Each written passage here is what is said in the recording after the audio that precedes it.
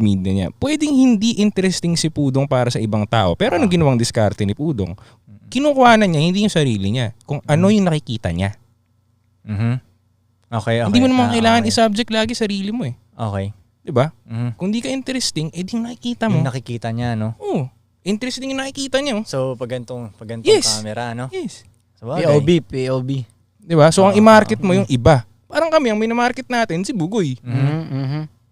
Diba? Hindi naman tayo. Diba? So, daily flight, si Bugoy ang minamarket. So, kung hindi ka interesting... Market nga din kayo eh. Diba?